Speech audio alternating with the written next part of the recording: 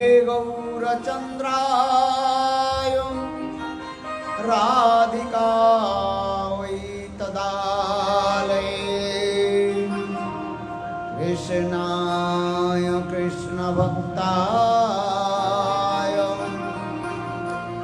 तद्भक्ताय नमो नमः।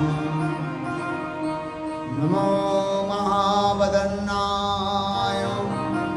कृष्ण प्रेम प्रदायते कृष्णाय कृष्ण चैतन्य नाम्ने गौरातिसे नमः।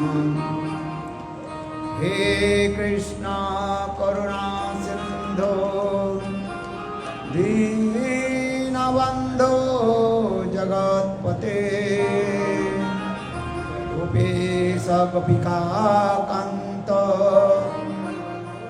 राधाकान्त नमोस्तुते। तप्त कांचन गौरांगी राधे वृंदावनेश्वरी वृषभानुसुते देवी प्रणमामि हरिप्रिये। ॐ वृन्दावै तुलसी देवै प्रिया वै केशवस्य च विष्णुभक्ति प्रदे देवी सत्तवत्यै नमो नमः। भक्ताविहीना अपराधलक्ष्यै क्षिप्ताश्च कामादितरङ्गमात्रै कृपामयि त्वां शरणं प्रपन्ना वृन्दे नमस्ते चरणारविन्दं वृन्दे नमस्ते चरणारविन्दं वृन्दे नमस्ते चरणारविन्दं।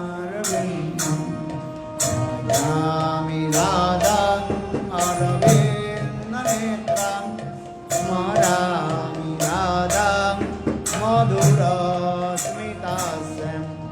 वदामि राधां करुणावरात्रां ततो मम मनस्ते गतिर्नगामि। श्यामसुन्दर शिखण्ड शेखर स्मरहास मुरली मनोहर राधिकार शिखमं कृपानिधे सप्रिया चरण किंकरें कुरु। संविदा दशनित्यनंग विभो प्रार्थये ब्रजवेन्द्र नंदन अस्तु मोहनो तवाति वल्लभा जन्म जन्मनि मदेश्वरी प्रिया प्राणनाथ विषभानुनंदिनी श्रीमुखाब्जरासो लोलसटापदं तवैवास्मि तवैवास्मि न जीवामि तया विना। ये ते विज्ञायते राधे तं नयामि चरणान्तिके। श्रीकृष्ण चैतन्य प्रभु नित्यानंद श्री अद्वैत गदाधर श्रीवासादि श्री गौरभक्तवृंद। हरे कृष्णा कृष्ण कृष्ण हरे हरे हरे राम राम राम हरे हरे।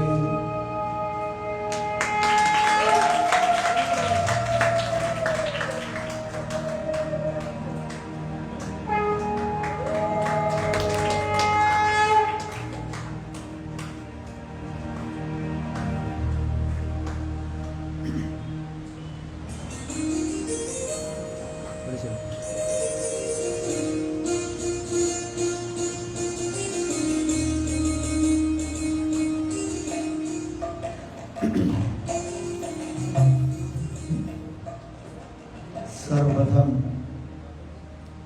मेरे गुरुपाद पद्मों नित्य लीला प्रविष्ट ओम विष्णुपाद अष्टोत्तर सदस्य श्रीमद् भक्ति वेदांत शिला वामन गोस्वामी महाराज एवं नित्य लीला प्रविष्ट ओम विष्णुपाद अष्टोत्तर सदस्य श्रीमद् भक्ति वेदांत शिला नारायण गोस्वामी महाराज जी के अभय चरण कमलों में अनंत कोटि साष्टांग दंडवत ज्ञापन करता हूँ।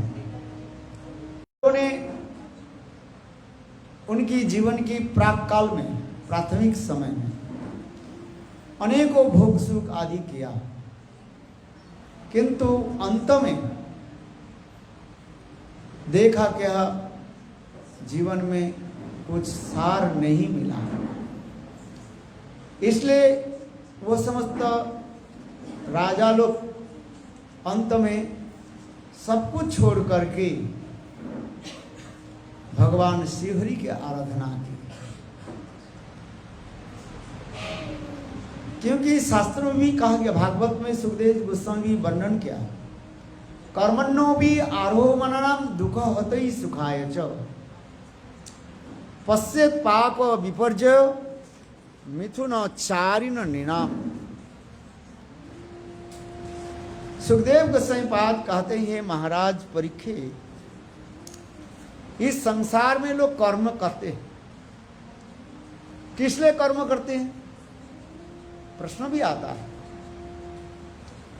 दुख दुखी, इसलिए वे लोग सब अंत में कर्म आदि त्याग देकर के वैराग्य आदि लेकर के भगवान की काम तो सभी करते हैं, किंतु तथापि कहते हैं ये दिन में दो काम और रात में दो काम करते हैं। दीवाचो अर्थे होया कुटुंब भरणेन नवा निद्रा ह्यते नक्तम बवने जो होया दीवाचो अर्थे होया कुटुंब भरणेन नवा। इस संसार के लोग दिन में दो काम करते हैं। दिन में क्या करते हैं? अर्थ कमाते हैं, धन कमाते हैं, व्यवसाय वाणिज्य आदि दुकान पाट करते हैं, जिससे धन कमाते हैं। इसका दिवाचो अर्थ ये होया। और उस धन के द्वारा क्या करते हैं? ना परिवार पालन पोषण करते हैं। ये दो काम करते हैं, अर्थ कमाते हैं और अपने परिवार को जो है पालन पोषण करते रहते हैं। और रात में भी उसी प्रकार दो प्रकार काम करते हैं। रात में दो काम क्या करते हैं? निद्रा ह्यते नक्तम, नक्त मैंने रात्रि काल में सो करके दिन रात गवाते हैं, क्योंकि सारा दिन काम करते करते थक जाते हैं, इसलिए रात में थकान दूर करने के लिए वो सो जाते हैं। अथवा और एक काम करते हैं, यदि आपके नींद नहीं आए तो क्या करोगे आप? बवने जो भयो, अनेक प्रकार विलास व्यसन आदि करते रहते हैं। कोई ताश पासाली खेलते हैं, चेस गेम्स आदि खेलते रहते हैं, अथवा अनेक प्रकार एंटरटेनमेंट में वो रहते हैं। इसलिए श्रीमद् भागवत में कह रहे हैं, इस जगत में लोग दिन में दो काम करते हैं और रात में दो काम करते हैं, किंतु ये सब कर्म आदि करके अंत में क्या देखा? कुछ मिलता ही नहीं है, हाथ में कुछ नहीं आता है। तो अंत में ज्ञान वैराग्य आदि के द्वारा फिर भगवान की भजन करते। इसलिए श्री सुखदेव गोस्वामी पाद परीक्षित महाराज के अनेकों राजाओं के कथा श्रवण कराया, वही भजन कर, क्योंकि जीवन की सार क्या है? भगवत भजन है। अभी हम भरत महाराज की कथा आप लोग के निकट वर्णन करता हूं। जिनके नाम पर ये भारतवर्ष नाम है। भारतवर्ष एक पुण्य भूमि कहा गया है। भारत भूमि ते जन्म हईल जार, जन्म सार्थक करो करी परोपकार। ये भारत भूमि में जन्म लेना अतीव सौभाग्य की बात है। श्रीमद् भागवत में यह भारतवर्ष की अनेक स्तुति आदि की है। जो लोग भागवत, श्रीमद् भागवत अनुशीलन करते हैं, अध्ययन करते हैं, वो लोग समझ सकते हैं अनेक जन्म की पुण्य राशि होने पर ये भारतवर्ष में जन्म लेते हैं।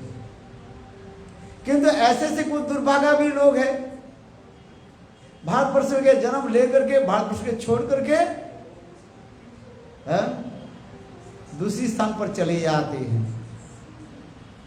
श्रीमद् भागवत में कह रहे हैं ये भारतवर्ष के कहा जाता है, ऋषि भूमि कहा जाता है, तपोभूमि कहा जाता है, जहां पर स्वयं भगवान रामचंद्र प्रकट हुए, जैन स्वयं भगवान कृष्ण प्रकट हुए। भगवान के जितने प्रकार की अवतार जो है ये भारतवर्ष में हुए। यहां तक कि बड़े बड़े देवता लोग भी स्वर्गलोक से छोड़ करके इस भारत भूमि में जन्म लेने के लिए भी प्रार्थना करते हैं।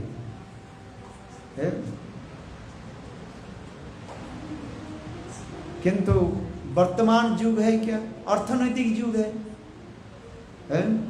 हमें धन कमाना है, धन की जरूरत होता है, इसलिए हम धनी देश, पाश्चात्य देश में चले जाते हैं धन कमाने के लिए। फिर धीरे धीरे वहीं पर हम सेटल हो जाते हैं, उस देश के नागरिक बन जाते हैं। किंतु हमारे श्रीमद् भागवत में वर्णन आ रहे हैं, धन्य भारत भूमि भूमौ, ओहो वह भारत भूमि धन्य है जहां पर ऋषि मुनियों की तपोभूमि है, जहां पर चरण रखने के साथ ही साथ तुम्हारे हृदय में अपने आप भगवत प्रेम उत्पन्न हो जाए। यह श्रीमद् भागवत में भारतवर्ष की अनेकों महिमा दिखाया गया है। किंतु कौन सुने, कौन समझे? क्योंकि वर्तमान युग नास्तिक युग है, वर्तमान युग है भोगवाद युग कहा जाता है। हम कैसे अर्थ संग्रह करें और अधिक से अधिक भोग हम कैसे करें, धन की जरूरत होता है। इसलिए हम भारतवर्ष के छोड़ करके दूर देश में चले जाते हैं। किंतु धन तो हमारे साथ में नहीं जाता है। भारतवर्ष की जो संपदा, संस्कृति, संस्कार और किसी देश में आपको नहीं मिलेगा है?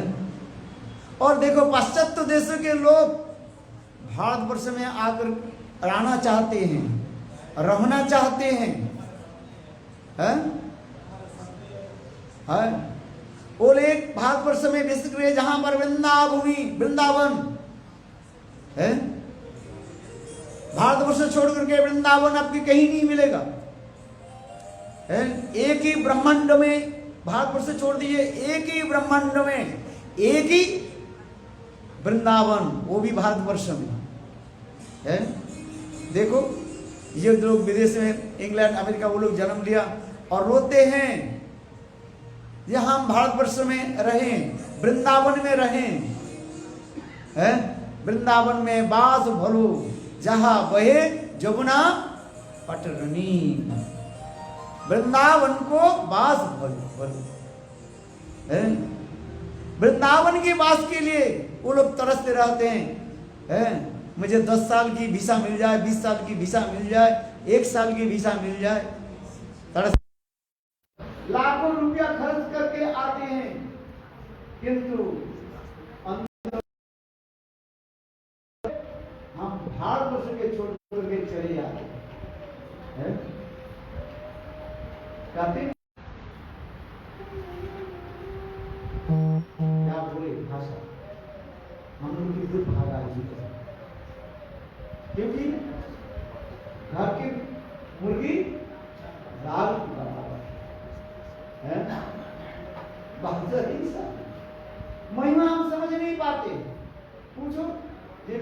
रशिया से आए हैं और ब्राजील से आए हैं, यूक्रेन से आए हैं, इंग्लैंड से आए हैं। जाने के समय रोते हैं, आने के लिए भी तरसते रहते हैं। जो विदेश से आए, बाहर से आए सेवा करने के लिए यहाँ, उसको प्लीज खड़े होकर सबको दर्शन करवाइए, उसपे से प्रेरणा मिले। ये क्या चीज है? प्लीज सबको दर्शन हो जाए। देखो ये लोग विदेश से आए हैं, सातों डिग्री में 3 महीने की 4 या 6 महीने की।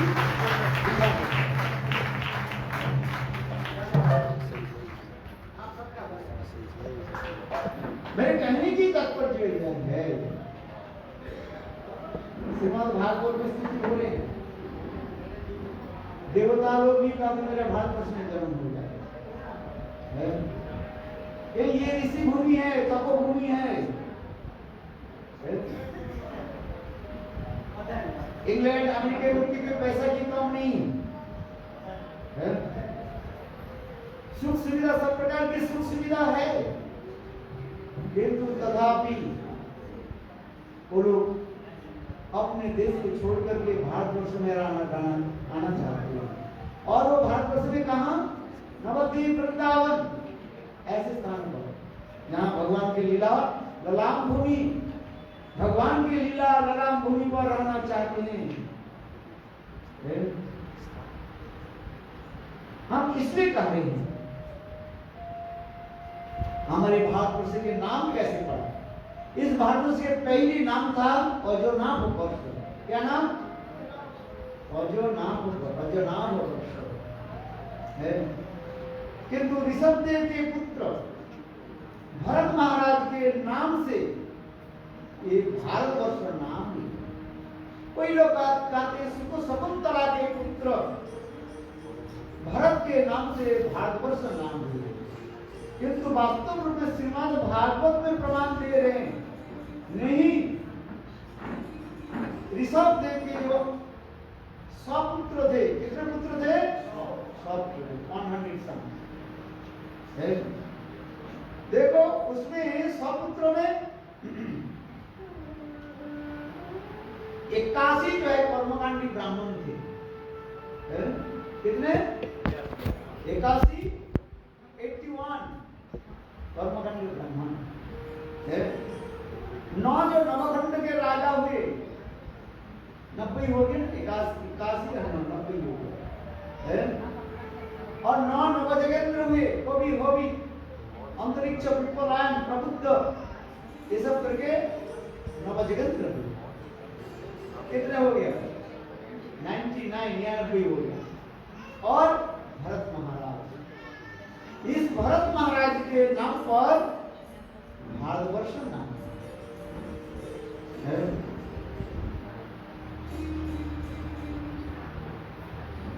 अनेकों कथा इतिहास हमें बहुत संदेश देते हैं, समाचार देते हैं।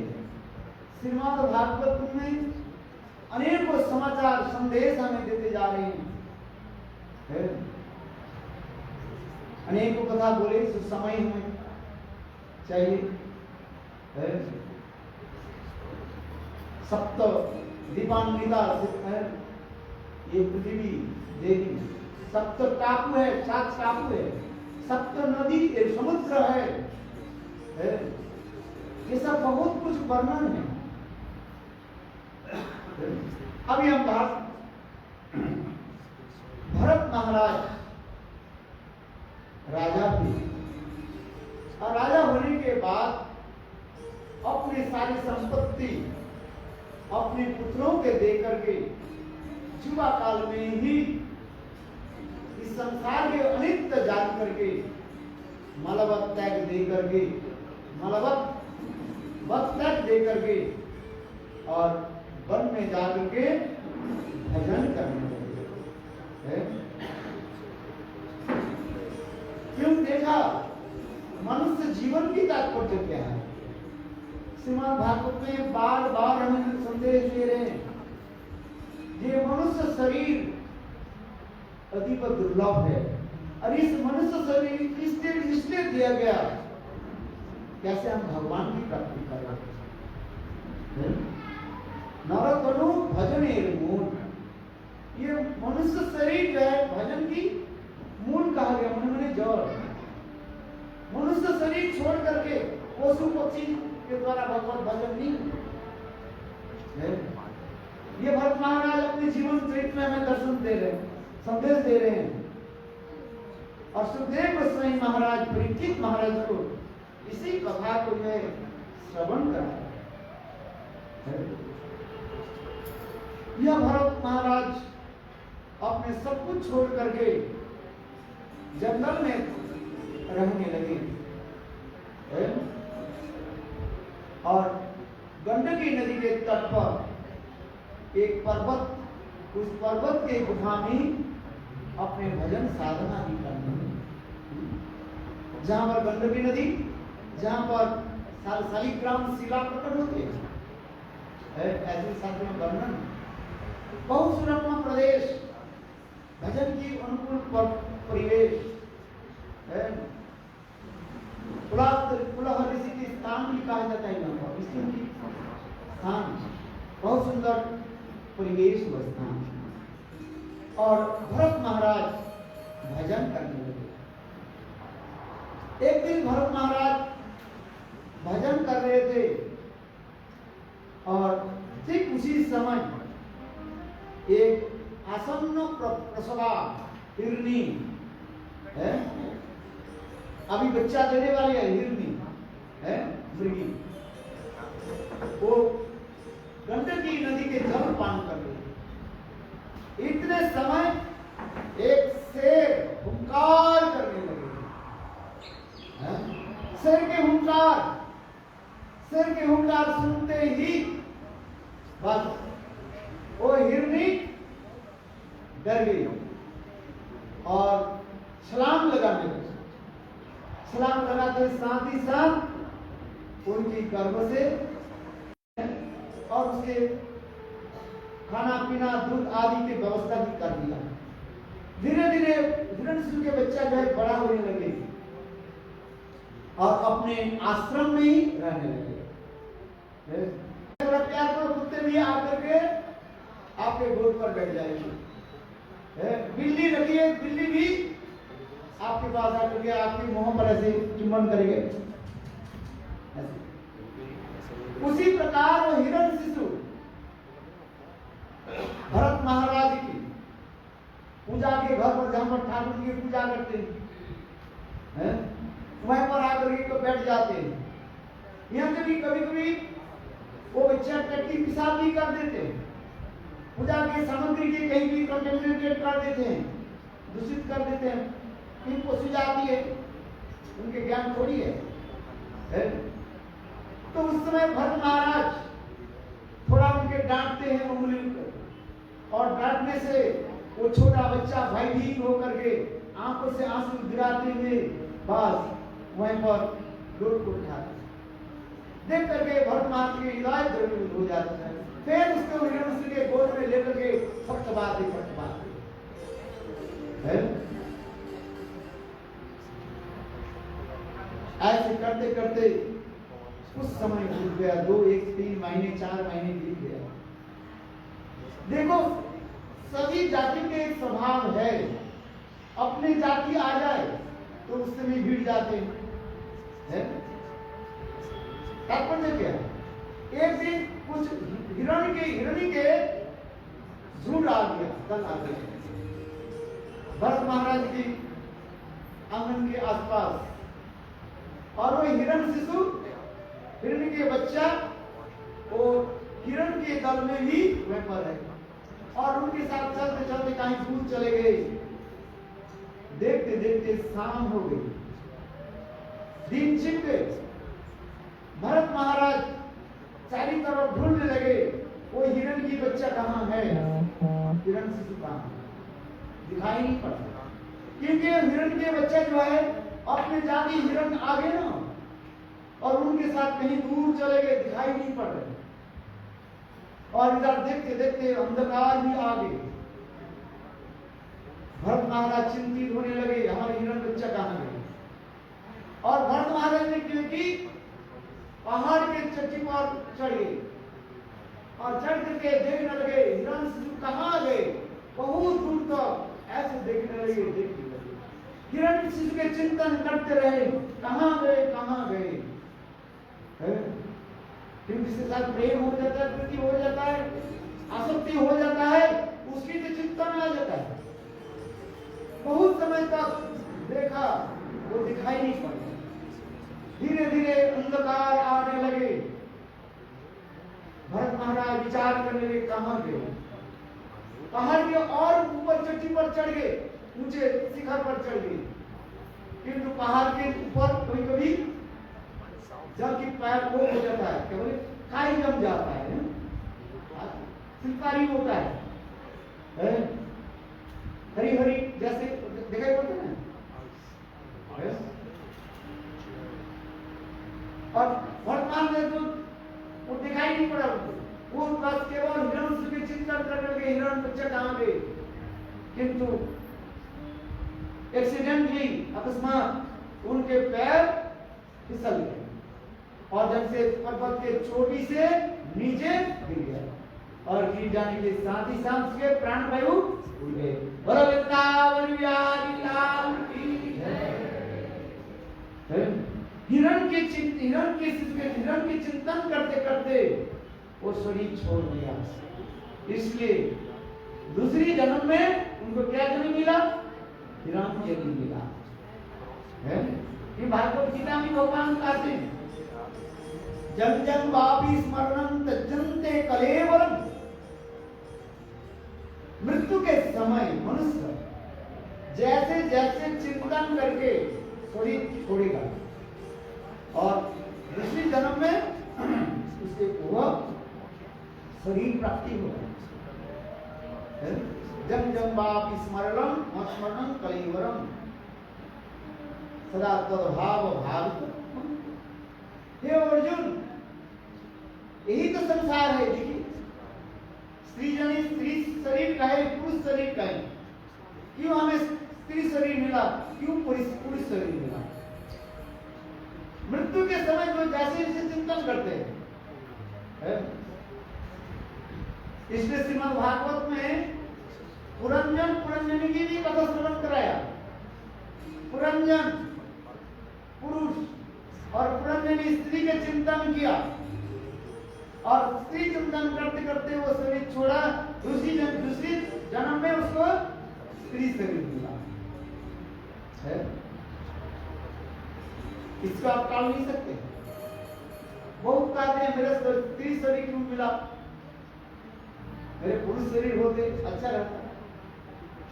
और कोई कहते हैं मेरा यदि पुरुष शरीर स्त्री शरीर होते अच्छा ही रहता।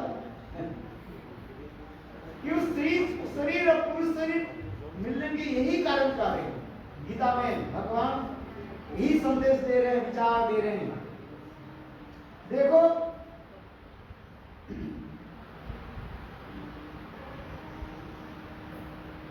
भरत महाराज हिरण होकर जन्म लिया, पशु जन्म प्राप्त हुई। हिरण होकर जन्म लिया, किंतु पूर्व जन्म में उसकी स्मृति रहा। वो पूर्व जन्म अहो कहा, मैं राजपाट छोड़ करके भगवान के भजन करने के लिए मैं जंगल में आ गया और एक हिरण के चिंतन करते करते और मेरा हिरण जन्म प्राप्त हो गया।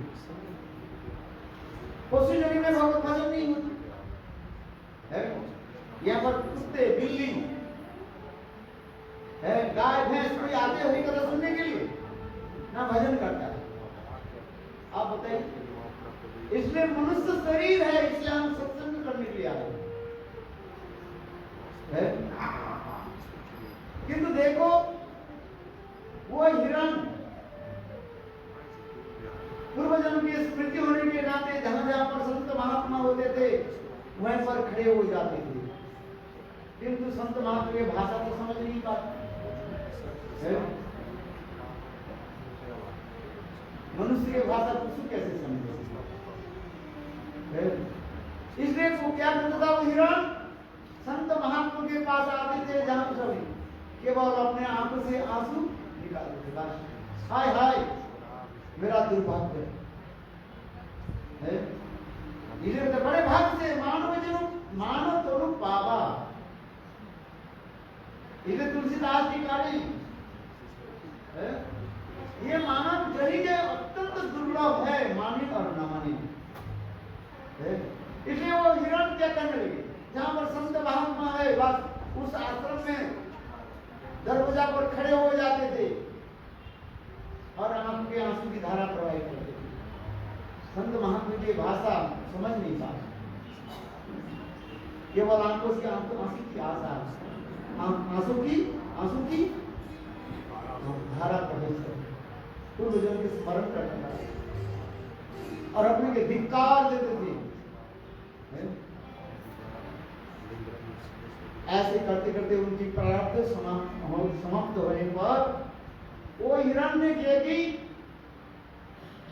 नदी में जाकर के भगवत अपने शरीर को छोड़ दिया है। फिर भगवान की कृपा से फिर दूसरी बार उनकी मनुष्य शरीर मिला और उसी के कहा जाता है उस समय जो शरीर मिला उनके नाम हो गया क्या, जड़ भरव। क्या नाम हो गया, जड़ भरव। जड़ भरव किसने नाम होता है, बिल्कुल सब याद होता है, महाभागवत थे वो, सब समझते थे, किंतु वो किसी के साथ बात नहीं करते थे, आसक्ति नहीं करते हैं। भाई जिसके साथ बात करोगे, जिसका करोगे, धीरे धीरे उसके प्रति क्या हो जाता है, आसक्ति हो जाएगी। और वही आसक्ति क्या होता है, बंधन के कारण बन जाता है। संसार के बंधन के कारण तो ही होता है, आसक्ति हो जाता है कि नहीं, बात में सच है कि नहीं है? तो उसी प्रकार सब कुछ जानते थे, समझते थे, किंतु बिल्कुल बात नहीं करते थे किसके साथ। उनके परिवार के लोग समझने लगे ये मूर्ख है, ये गुंगा है, कोई काम का नहीं है, कोई खाता है और सोता है और टट्टी करता है। इसलिए उसके परिवार के लोग उनको आदर नहीं करते, ध्यान नहीं देते थे। भाई परिवार के लोगों को किसको हम आदर करते हैं, जो पैसा कमाते हैं। आप देखिए, आपके यदि 2 बच्चा हो, जो एक बच्चा यदि कमालू है, माने काम करता है, पैसा कमाता है, देखो कहते हैं ये बेटा मेरे पास रहे, और जो बेटा कोई काम का नहीं है, कान में सुनाई नहीं पड़ता उसका, बहरा वो कहेंगे महाराज जिस हमारे बच्चा को लेकर भी जाइए, मत मेरा नहीं, कि वो काम का नहीं है। और जो बेटा काम करता है, पैसा कमाता है, वो हमारे पास रहे, उसके अच्छी तरह से लड़की के साथ शादी करा दिया जाए, बहु अच्छी बहु आ जाए, बहुत कल्पना करते हैं। और जो बच्चा कमाता नहीं है, बिल्कुल गूंगा है, बोले बोले महाराज ये आप मंदिर में ले जाइए, मंदिर में रहिए। बात में सही है कि नहीं? हम आदर किसको करते हैं, और आदर करते हैं, वास्तविक सत्य है। ये संसार की नीति है। आपके पास पैसा हो, सभी आपके पूछेंगे आप कैसे हो, कैसे हो, हाउ आर यू, सब पूछेंगे आपको। आज यदि आपके पास एक काना कौड़ी नहीं हो, वही व्यक्ति कहेंगे हु आर यू, आप कौन हो? बात सही है कि नहीं? आप यदि सही हो, सही समझते, धनी हो, बहुत धनवान हो, सही परिवार के हो, अहो कहेंगे साहब कैसे हो, आइए आइए। और आप यदि गरीब हो, काना कौड़ी नहीं हो, सब कहे क्या करेंगे, पूछेंगे नहीं। दरिद्र के कदर नहीं है इस संसार में, जो गरीब की कोई कदर नहीं है, कोई आदर करना नहीं चाहते हैं। जिसके पास धन माल खजाना है, सब उसके आदर करना चाहते हैं। है? एक छोटी सी कथा सुना देता हूं। मैंने कोई ब्रजवासी से सुना था, एक बांके बिहारी की कथा है। किसी ब्रजवासी ने मुझे सुनाई। एक बढ़िया था, बहुत धनवान, उसके पास देश विदेश में उसके वाणिज्य चल रहा था, व्यवसाय था, वाणिज्य चल रहा था। करोड़ करोड़ रुपए की आमदनी उनके पास है? एक दिन मंदिर पर, बांके बिहारी मंदिर पर आए अपने परिवार के साथ, बहुत अच्छी सबसे एक्सपेंसिव कार, मान लिया जाए शाही परिवार के जैसी पर, मैंने बहुत धनीवान परिवार है, बहुत पैसा वाला, और सभी लोग उनके घेर लिया, आइए ठाकुर जी के दर्शन करते, बड़े बड़े माला लेकर के हाथ में लेकर सब खड़े हैं, मिठाई के डिब्बा लेकर खड़े हो गए। जानते हैं ये धनी है, जाने के समय 10,000 20,000 रुपया देकर के जाएंगे सब, हैं नोट अच्छे से नोट देकर के जाएंगे। सब जनता को हटाया और शेर जी के ले गए ठाकुर जी के पास, डायरेक्ट ठाकुर जी के दर्शन कराया, ठाकुर जी के माला चढ़ाया, और वही माला और शेर जी के गले में भी दे दिया, और शेर जी ठाकुर जी के पास प्रार्थना करने लगे, हे ठाकुर जी बांके बिहारी, मेरा वो बिजनेस पूरा ठप हो गया, करोड़ रुपया मेरा नुकसान हो गया, मुझे करोड़ रुपया दे दीजिए। तो मंदिर में नहीं ले जाते हैं ना, बस बाहर आ गए। जब बाहर आ गए, मंदिर के बाहर आए, ये छोटा बालक खड़े हुए थे, हाथ में डिब्बा लेकर के खड़े हुए थे, कह रहे बाबूजी बाबूजी 1 रुपया दे दीजिए, बाबूजी 1 रुपया दे दीजिए। सेठ जी क्या बोले, काम करना नहीं जानते हो, भीख मांगते हो, भिखारी हो, भीख क्यों मांगते हो? छोटा बच्चे ने उत्तर दिया, बाबूजी मैं तो छोटा भिखारी हूं, मैं छोटा भिखारी हूं, 1 रुपया मांगा आपसे, आप तो बड़े भिखारी हो।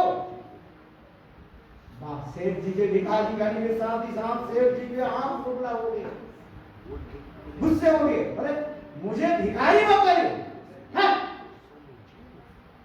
तुम भीख मांगते हो और हमें भिखारी कर। छोटा बच्चा भी कम नहीं है, छोटा बच्चा कहने लगे, सेठ जी 2 मिनट पहले बांके ठाकुर जी के सामने जाकर के आप क्या मांगा? मैं तो आपसे 1 रुपया मांगा, छोटा भिखारी हैं, आप ठाकुर जी के कितने पैसे मांगा? करोड़ रुपया मांगा, तो बड़े भिखारी नहीं है आप। सेठ जी से को नीचा कर लिया, और इतना समय वो छोटा बालक अंतर ध्यान हो गए। बोलो वृंदावन बिहारी लाल की जय। बात ये सत्य है, कई ब्रजवासी ने कथा सुनाया है, कोई बता रहे हैं। मेरे कहने की तात्पर्य है, इस संसार में धन की सब आदर करते हैं, धनी के आदर करते हैं, निर्धन की कोई, किंतु भगवत राज्य में विचार नहीं है। भगवान के पास सब बराबर माना जाता है।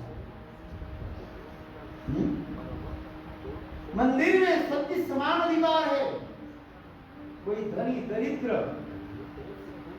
जात पात भी नहीं, विचार नहीं है, कई भी आ जाते पुरुष सभी के समान अधिकार है। मेरे यही कहने तक से करें भरत महाराज जी, इसलिए भरत महाराज जी अभी जड़ो भरत होकर के, जाने बिल्कुल घूमे होकर के बैठे, किसी के साथ बातचीत नहीं की, क्यों विचार करने लगे कि मैं किसी के प्रति आसक्ति हो जाऊं तो फिर मेरा जीवन व्यर्थ चला जाएगा, 3 जन्म मेरा बेकार चला गया है? धिक्तांग। इसलिए उन्होंने क्या करता था, बिल्कुल गूंगे के भांति बैठे। परिवार के लोग उनको क्या करते, अनादर करने लगे। यहाँ तक कि भागवत में भी वर्णन है, शास्त्र में वर्णन है, उनकी परिवार के लोग उनके खाना नहीं देते थे ठीक से, उनके खाने की जो थोड़ी सी दे देते थे, जैसे रास्ते के कुत्ते बिल्ली के जैसे हम ऐसे रोटी वाल कुछ जैसे चना आदि जैसे फेंक देते हैं। उनकी कोई आदत नहीं है, बोले तो कोई काम नहीं करता है, केवल खाता है और पैखाना करता है, कोई काम नहीं। किंतु महाभागवत भरत महाराज कौन समझे, देखा परिवार को, उन्होंने देखा चलो एक काम करें इसको, उनको क्या कि एक खेती में जहां पर फसल है ना, फसल के खेती में उनको एक ऊंचे आसन में बैठा दिया कि कम से कम पशु पक्षी को देख करके भग जाएगा। पशु पक्षी के भगाने के लिए उनको खेती पर एक आसन पर ऊंचे आसन पर बैठा दिया। किंतु देखो भरत महाराज भी वो भी ऐसे ही, पशु आकर के, सब पक्षी आकर के फसल खा रहे, वो भी देखते ही नहीं, क्यों तो भगवत चिंतन में डूबे हुए हैं। कम से कम हाथ से ऐसे कर दो पक्षी मुड़ करके चले जाए, वो भी नहीं करते हैं। कम से कम हाथ में ताली दो तो पक्षी उड़ जाएगा ही नहीं, वर्तमान में वो भी नहीं करते। क्यों? वो सदा सदा भगवत चिंतन में डूबे रहते। ऐसे करते करते कुछ समय चला गया। एक दिन उसी देश के एक राजा पालकी में बैठ करके जा रहे थे कपिलदेव के पास भागवत कथा सुनने के लिए, आत्मतत्व का ज्ञान प्राप्ति करने के लिए। वो राजा के नाम था रघुगण। क्या नाम बताया? रघुगण। महाराज रघुगण पालकी में बैठ करके चल रहे थे। आजकल पालकी देखा कि नहीं देखा? पालकी है क्या? तो कहां लेकर के चलते हैं, सामने दो और पीछे दो। आजकल तो लोग तो वो क्या गाड़ी बोलते हैं, विवाह के समय जो बड़े गाड़ी होता है ना, ब्याह बीवी बैठते हैं, करके उड़ चले जाते हैं, सीटी बजाते हैं, बस एक सेकंड में कितना दूर चले जाते हैं, 200 किलोमीटर वेग से चलते हैं। और दूसरी जगह में कई बार घोड़े के पीठ पर चढ़ते हैं। इस देश में जैसे आचार विचार है, किंतु पहले हमारे भारत में क्या होता है, विवाह के समय पालकी पर। ठीक उसी प्रकार रघुगण राजन संत महात्मा के पास जा रहे थे हरि कथा सुनने के लिए। कैसे? न पालकी पर बैठ कर, सामने दो कहार और पीछे दो कहार, और सामने एक कहार जो है पालकी ढोने वाली है, वो बीमार हो गया और क्या करे, बैलेंस नहीं होगा, कैसे देखोगे जा? महाराज बोले, महाराज एक कहार जो है वो बीमार हो गया, आपके पालकी को कैसे लेकर के जा? उस समय महाराज रघुगण कहने लगे, देखो मैं राजा हूं, देखो इस जमीन में इस स्थान पर कोई व्यक्ति हो, बैठा हो, कोई व्यक्ति जिसको भी है, वो धनी हो दरिद्र हो, कैसे भी हो, व्यक्ति को पकड़ करके ले आओ। राज आदेश होने के साथ ही साथ राजा के लोग इधर उधर घूमते देखा क्या भरत महाराज वहां पर बैठे हुए थे, मुझे फसल के आसन पर बैठे, वहां पर ऊपर बैठे हुए, उनके लेकर के आया, अरे चल, तो बात नहीं करते और उनको रे पालकी उठाओ, उसके काम पर रखे, कहा के काम चल। किंतु भरत महाराज महाभागवत थे,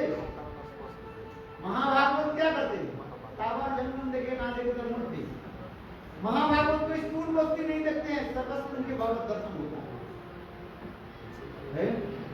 सर्वभूतेषु जपस्येत् भगवद भाव आत्मनु, है समस्त जीवों में भगवान की दर्शन, परमात्मा दर्शन हो रहा है। इस समय इतने समय भट्ट महाराज जब पालकी लेकर चलने, देखा जमीन पर अनेक जो छोटे छोटे चिट्ठियां है चल रही।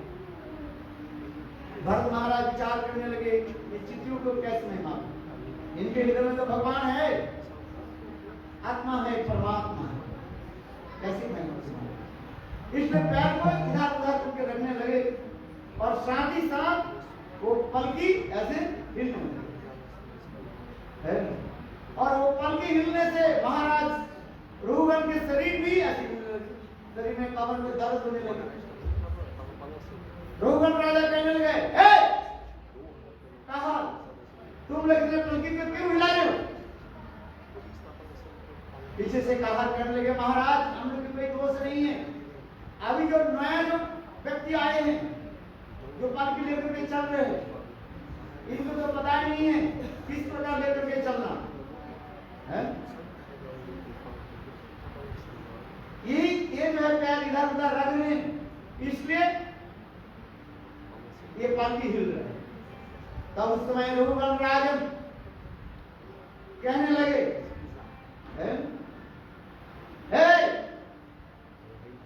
नवीन बहुत कहा, तुम जानते नहीं हो मैं कौन हूं, मैं राजा हूं, ठीक से चलो नहीं तो तुमको मैं दंड दूंगा। फिर कहने लगे, अरे पूरा ट्रम्पिंग करने लगे, हंसी मजाक करने लगे रानी, अरे सुन तुम बहुत पतली हो गया ना, खाना पीना नहीं खाया इसलिए ठीक से चल नहीं पाए। तब भी भरत महाराज कुछ नहीं बोले।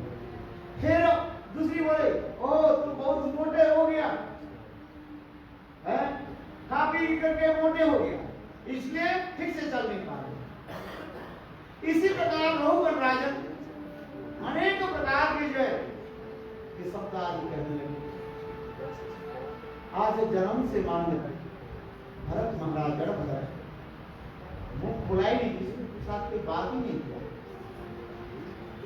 पहली बार भरत महाराज कहने लगे, हे राजन कौन राजा है, कौन प्रजा है, कौन दंड देने वाला है और कौन दंड भोगने वाला है, किसके दंड दोगे और कौन दंड भोगेगा?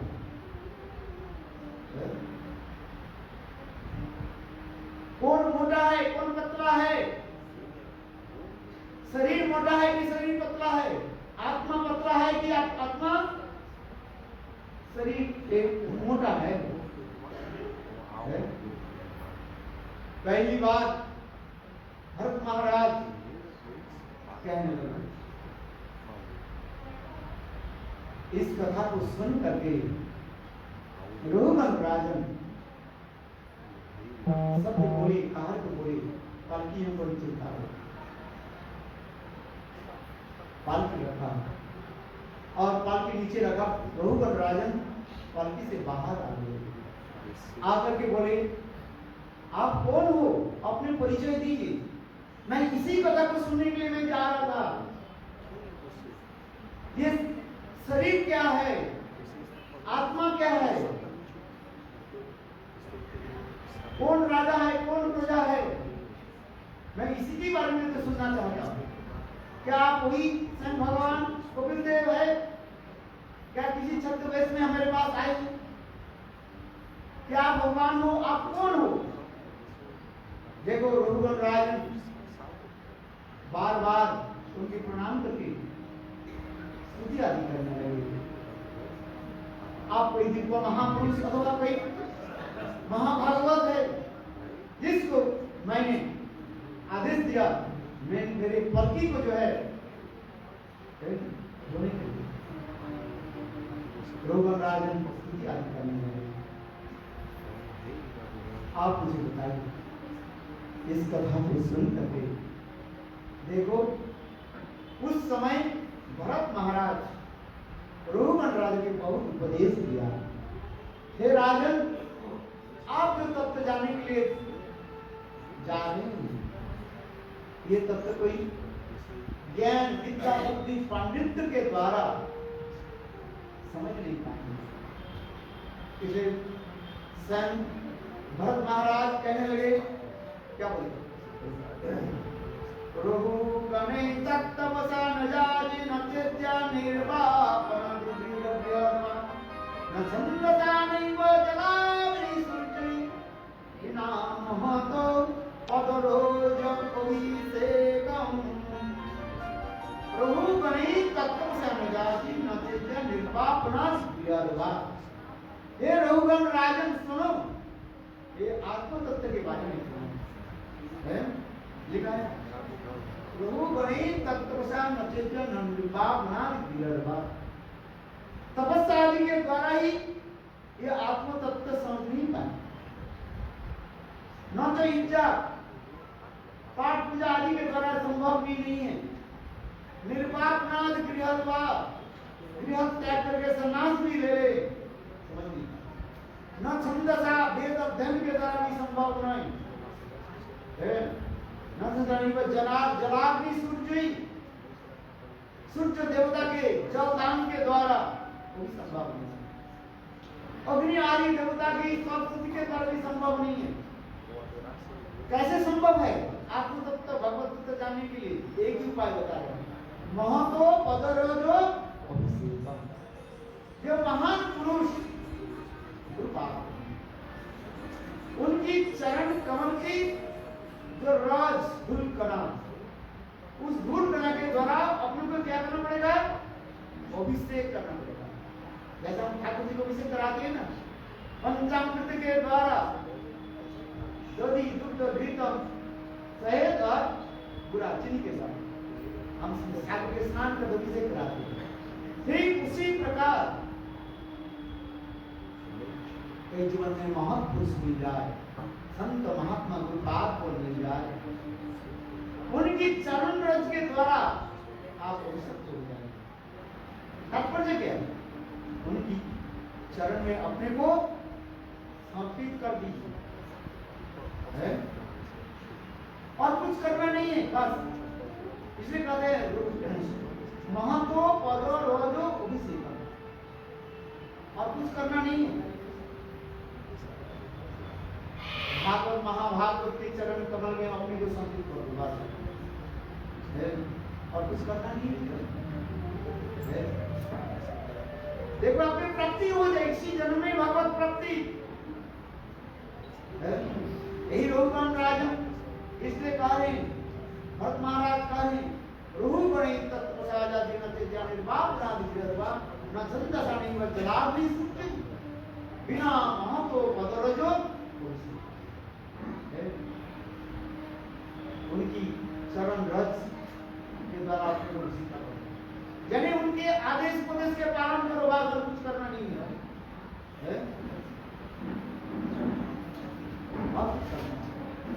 जैसे बोले ऐसे करो, असत संगत छोड़ दो, दुसंगत छोड़ देना चाहिए है। जो दुष्ट व्यक्ति के संग करे और भजन करे, उससे कभी कल्याण नहीं होगा। ये देखो किसी के यदि कफ हो गया है, गले में कफ जैसे तो डॉक्टर क्या देते हैं? कफ के सिराप देते हैं, कफ सिराप देते हैं बाजार में। किंतु कफ सिराप की कैसे ग्रहण करना चाहिए, उसमें लिखा रहता है ये सिराप कफ सिराप लो और साथ ही साथ परहेज भी करो है। परहेज क्या है? लिखा रहता है दही देना नहीं चाहिए है, क्यों? ये नुकसान होगा। किंतु आप कफ शराब भी ले रहे हैं और दही भी सेवन कर रहे हैं, क्या आपके कफ ठीक हो जाएगा और कफ बढ़ेगा। तात्पर्य क्या है? भगवत भजन भी कर रहे हैं और दुष्ट लोग के संग भी कर रहे हैं। भक्ति होगी तो इसमें निकाले लो श्रीमद् भागवत उदाहरण से। मैं तो बता दूं, ये भागवत में लिखा है। असत संग त्याग दो।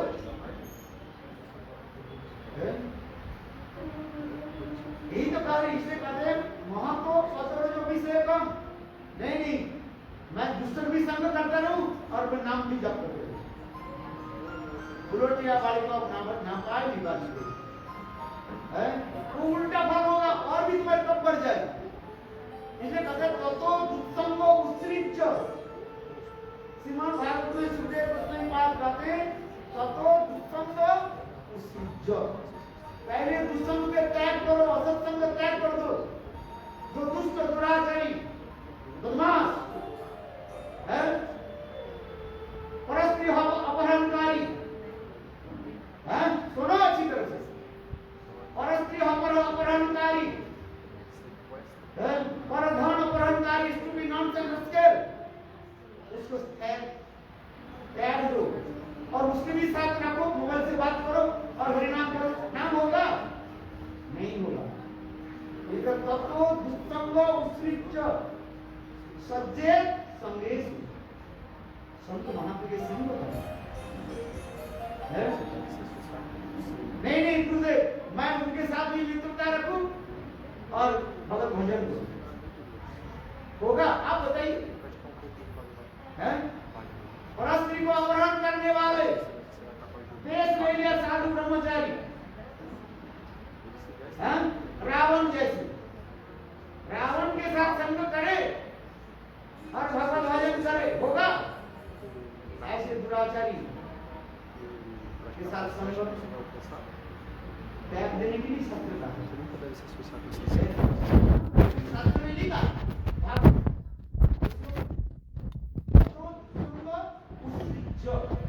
पहले दुष्संग को त्याग दे, जो असत्संगी दुराचारी उसके संग त्याग।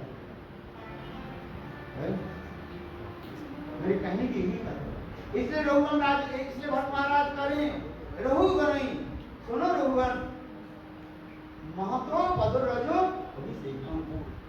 भजनशील संत महात्मा की चरण रज में अपने को समर्पित करो, जैसे बोले ऐसे ही करो और भजन करो, है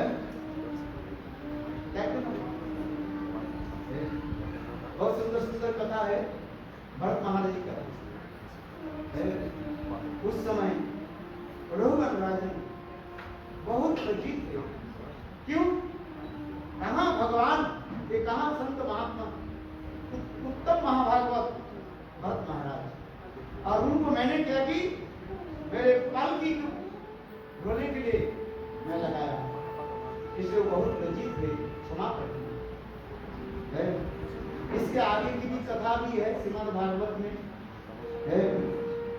फिर भट्ट महाराज वहीं पर रहे, रघुवन राजन तो चले गए है, और एक दिन के बाद हुई, कुछ एक जंगल में कुछ डकैत लोग जो है देवी पूजा कर रहे थे, नरबलि पूजा देना है, देवी के नरबलि पूजा देना, नरबलि है, और भरत महाराज के लेकर के गए पकड़ करके, क्यों? वो वहीं पर बैठे हुए थे चुपचाप, है देवी काली मूर्ति है, जंगल में कुछ डकैत जो है धन प्राप्ति करने के लिए देवी काली की मूर्ति पूजा कर, और उसमें नरबलि देना था। उन्होंने देखा कि ये बैठे, उसके पकड़ के लेकर गए, तब भी भरत महाराज कुछ नहीं बोले। महाभागवत है, उनके गले में लाल कपड़ा भी बांध दिया है, बोली देने के लिए खड़ग भी उठाया, मंत्र भी जप कर लिया, तब भी कुछ नहीं हुआ भरत महाराज, क्योंकि भगवत चिंता में डूबे हुए है। और जब वो जगह खड़ग उसे ऐसे विशाल तलवार लेकर के खड़ग लेकर के भरत महाराज के काटने के लिए, इतने समय रिकॉर्ड शब्द हुई है, इतने रिकॉर्ड शब्द हुई, बस वो डकैत के हाथ से वो खड़ग तलवार नीचे गिरा, और देखते देखते देवी के हाथ से देवी प्रकट हुई है, और देवी ने क्या की, वही खड़ग लेकर के सारे डकैत को मार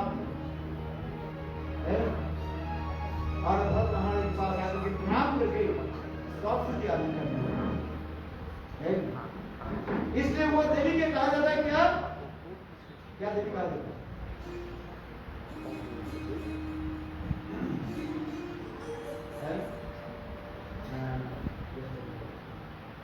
है? भद्रकाली कहा जाता है। क्या काली? भद्रकाली है। ये समझते वर्णन महाभागवत है। देखो ये समझते वर्णन। इसलिए भरत महाराज की जीवन चरित्र उनकी कथा आपने भी निकट किया, जिसके नाम पर ये भारतवर्ष नाम है। धन्य भारतवासी है। देखो ये सत्य में कहा है। भारत माता छोड़ करके और कोई जिसके माफ करके संबोधन किया जाता है। आप लोगों ने सुना? हम कोई राजनीतिक दल में नहीं है, किंतु वास्तव रूप में जी भाई पाकिस्तान माता कहते हैं, अमेरिका माता कहते हैं, ब्राजील माता कहते हैं, किंतु हमारे भारत पर से कहते हैं भारत माता की, भारत माता ही कहते हैं, मातृस्थान हम देते हैं।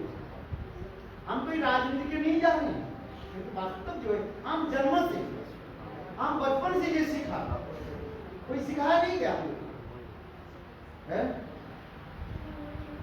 भारत पर से ऐसे मां के सम्मान स्थान दिया जाता है, सर्वोच्च शिखर पर दिया जाता है। हमारे भारत वर्ष ऐसे भारत माता ही कहा जाता है। मातृस्थान प्रणाम हम करते हैं। भारत वर्ष ऐसे स्थान है जहां पर माताओं के लिए सर्वोच्च शिखर में रखा जाता है। हर शास्त्र में है प्रातः काल में उठ करके 4-5 माताओं के नाम ग्रहण करनी चाहिए है? तो तुम्हारे मंगल होगा। यदि कल्याण चाहते हैं 5 स्त्रियों के नाम, 5 माताओं के नाम आप अति अवश्य ही कीर्तन करें। वो 5 माताएं कौन कौन है? द्रौपदी, कुंती, तारा, अहिल्या और मंगोदरी। पंचकन्या नित्यम चले है। यह पुरुष के नाम है सारे मतलब कुंती, द्रौपदी, तारा है, मंगोदरी, इनके नाम आए। पंचमाता, पंचकन्या भी कहते हैं, पंचकन्या नित्यम स्मरित, 5 माताओं के नाम लेकर है। मैं इसलिए कह रहा है भारतवर्ष से ऐसे एक पुण्य भूमि और देश के नहीं है। प्रणाम, धन्य भारतवर्ष, धन्य भारत माता है। वास्तव में सत्य है,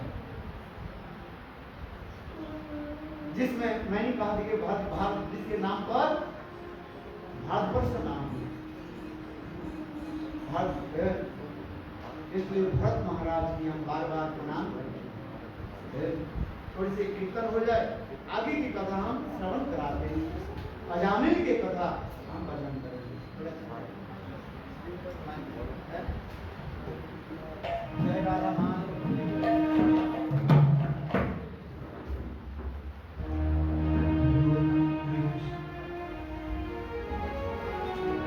Jai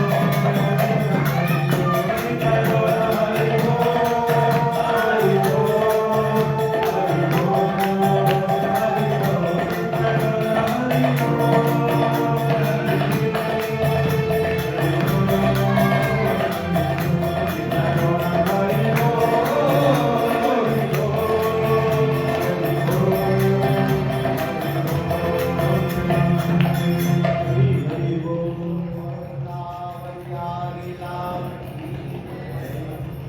आगे आप लोग के निकट भरत महाराज की कथा श्रवण करा।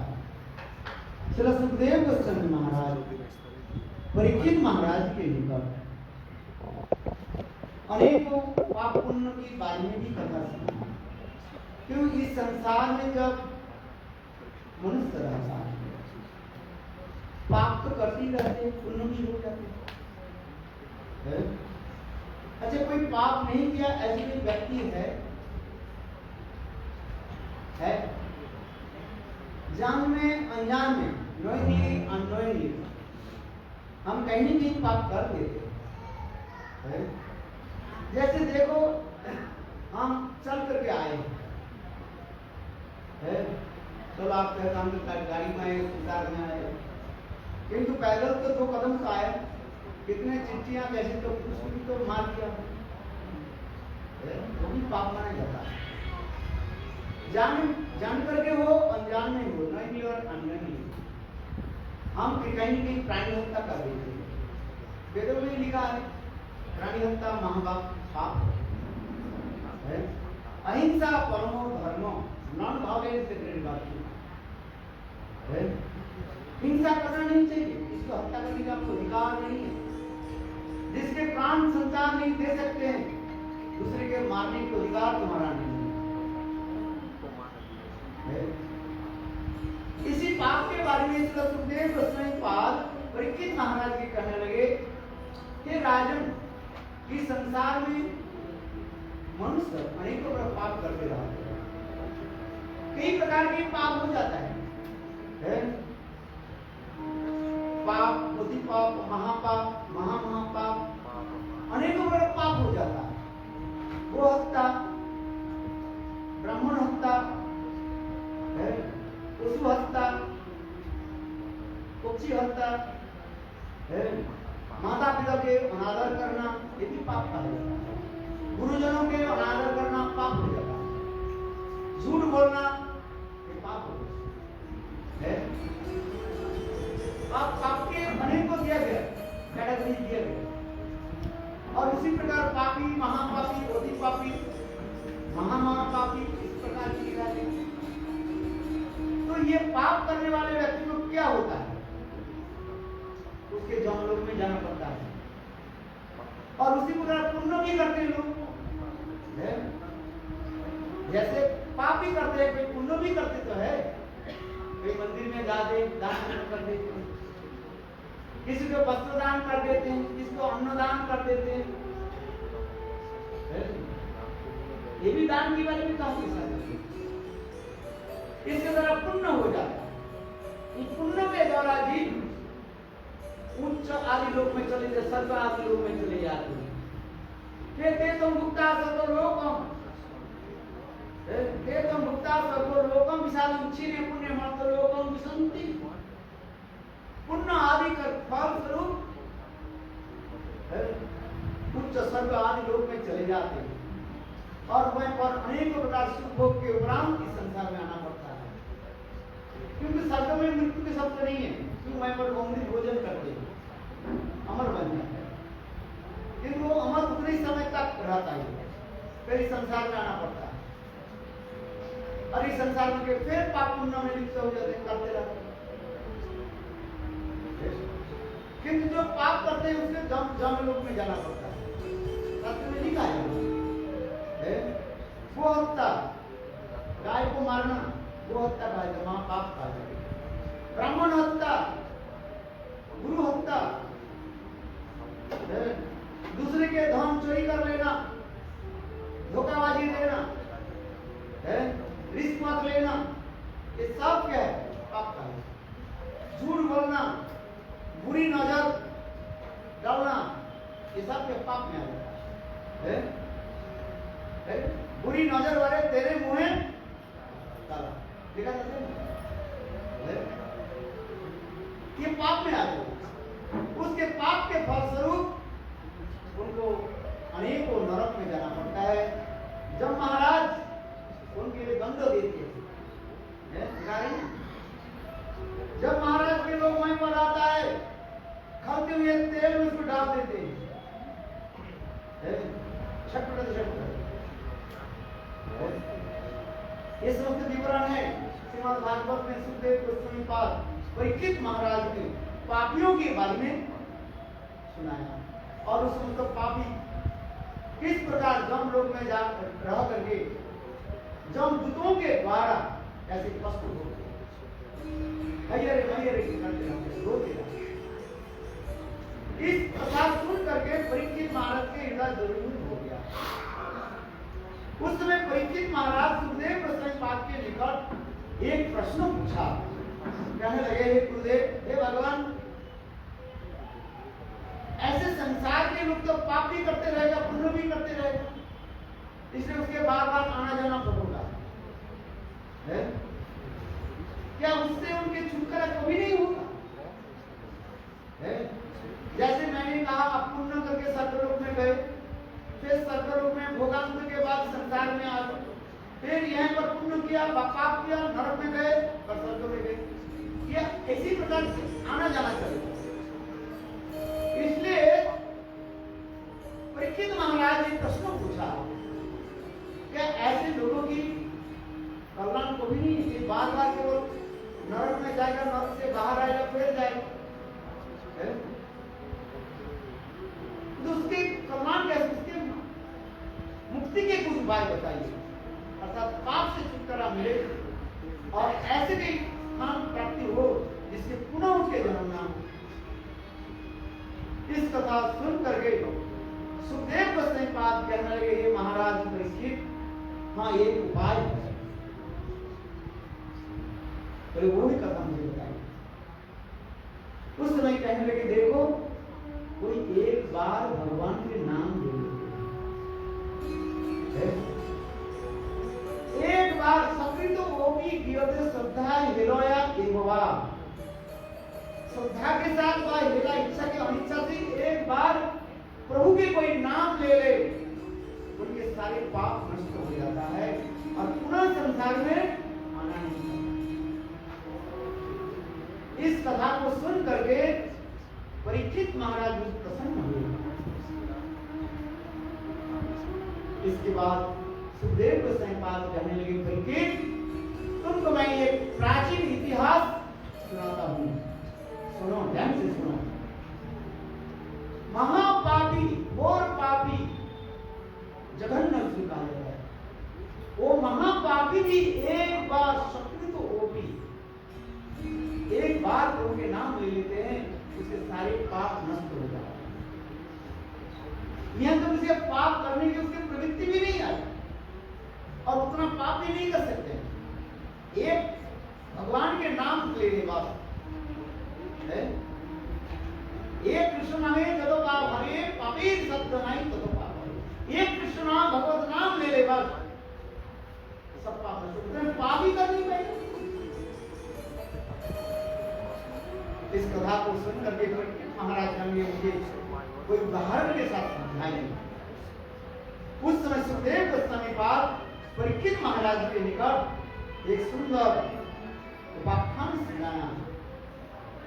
प्राचीन काल में, यह हमारे भारतवर्ष में कांडकुब्ज प्रदेश में है, एक धनाढ्य सदाचारी वैदिक ब्राह्मण रहता था। उसके नाम था क्या? अजामिल। क्या नाम होता है? अजामिल। वैदिक ब्राह्मण थे, उच्च कटी के ब्राह्मण थे। वो नित्य प्रत्यह ब्राह्मण कार्य आदि करते थे। ब्राह्मण के 6 प्रकार के कार्य करते थे, जगन जगन अध्ययन अध्यापन दान पवित्र। ये ब्राह्मण के 4 प्रकार के 6 प्रकार के कार्य बताया, जजन जजन अध्ययन अध्यापन और दान और पवित्र। दान भी लेते हैं, दान भी देते हैं। ब्राह्मण क्या करते? दान लेते हैं और ब्राह्मण दान भी देते हैं। जजन करते हैं और लोगों की सिखाते, जब भी करते हैं, अपने पढ़ाते हैं, करते हैं, जजन जाए। अध्ययन करते हैं, पढ़ते हैं और पढ़ाते हैं। जजन जजन अध्ययन अध्यापन दान पवित्र, ये सब। अजामिल अजामिल ऐसे वैदिक ब्राह्मण थे, नित्य प्रातः काल में ब्रह्म मुहूर्त में उठ करके जंगल में जाते थे और जंगल से सूखी लकड़ी को जो है चुन करके लाते थे। पेड़ को काटना नहीं चाहिए, पेड़ काटते नहीं थे। हवन के लिए पेड़ को काटना नहीं चाहिए। आजकल तो बाजार में जाते हैं, बस सारे लकड़ी को लेकर के काटे हुआ बोलते हैं, ऐसे नहीं। ठीक है, हवन करने के लिए क्या करना चाहिए? जंगल में जाकर के सूखी हुई जो लकड़ी जो नीचे गिर गया पेड़ से, उसको लेकर काटना चाहिए। अजामिल वही करता था, प्रातः काल में उठ करके और हवन की सभी लकड़ी को यह चुन करके लाते थे और हवन करते थे। अपने वृद्ध माता पिता सेवा आदि करते थे, अपने साथी सदी पत्नी है अपने बाल बच्चे के साथ रहते थे। एक दिन के बाद में अजामिल जंगल में गए और सूखी लकड़ी को चुन रहे अलग कर रहे। इतने समय में जंगल में एक सूत्र और सूत्रानी की दुर्व्यवहार को देखा है। सूत्र और सूत्रानी के दुर्व्यवहार को देखा, वेश्या की हरकत को देखा, बस उसके चित्त मलिन हो गया। देखो, घर तो लौट करके आए, हवन तो किया, किंतु उनके मन इतने दूषित हो गया, बस अपने वृद्ध माता पिता सती साथी पत्नी को त्याग दे करके, छोटे छोटे नन्हे मुन्ने बच्चे को भी त्याग दे करके कहां चले गए? जंगल में जाकर के सूत्रानी के साथ रहने लगे। कोई जैसा के साथ रहने, संग प्रभाव कितने आप देखिए। इसलिए मैंने पहले कहा दिया था, तो दुस्संग सुच भागवत में करे दुस्संग को त्याग दो। यदि देखो शास्त्र श्रीमद् भागवत में उदाहरण दे रहे हैं, आपके एक उंगली यदि घाव हो जाए, दवाइयां ठीक होनी है, डॉक्टर क्या करेंगे? ये उंगली के क्या करना पड़ता है? काट करके फेंक दो। शरीर के एक अंग के काट करके फेंक दो, नहीं तो नहीं काटा तो गैंग्रीन हो करके पूरा शरीर को आपको फैल जाएगा, अंतर में मृत्यु होगा। तात्पर्य क्या है? ये असत्संग के त्याग दो। यदि त्याग नहीं दिया, वो दुष्ट व्यक्ति का संग करने लगे और तुम्हारा सर्वनाश हो जाएगा। याद रखिए, अजामिल रूपक नहीं बता रहे हैं। वो दुस्संग देख लिया, बस उसके क्या हो गया? इसके चित्त मलिन हो गया और वो शुद्राणी जनी वो वेश्या के साथ जंगल में रहने लगा। कहां वृद्ध माता पिता, कहां अपने सती साथी पत्नी, कहां अपने बाल बच्चे, नन्हे मुन्ने बच्चा, उच्च ब्राह्मण कुल, धन संपत्ति सब कुछ छोड़ करके शुद्राणी के साथ रहने लगा। और उस शुद्राणी के गर्भ में 10 बच्चा को पैदा कर दिया है। ऐसे करते करते और उनके ऐसे करते करते उनके कितने साल हो गया? 84 साल हो गए, 84 ईयर्स हो गया। दुष्संग के फलस्वरूप क्या हो गया? सब ब्राह्मण धर्म को छोड़ ही दिया। पहले चोरी करना, जुआ खेलना, शराब पीना, जितने भी दुष्कर्म आदि करने लगे। ब्राह्मण आदि संत महात्मा की मांस धर करके उनकी पिटाई करके चिंताई करना, ये सब करना शुरू कर दिया।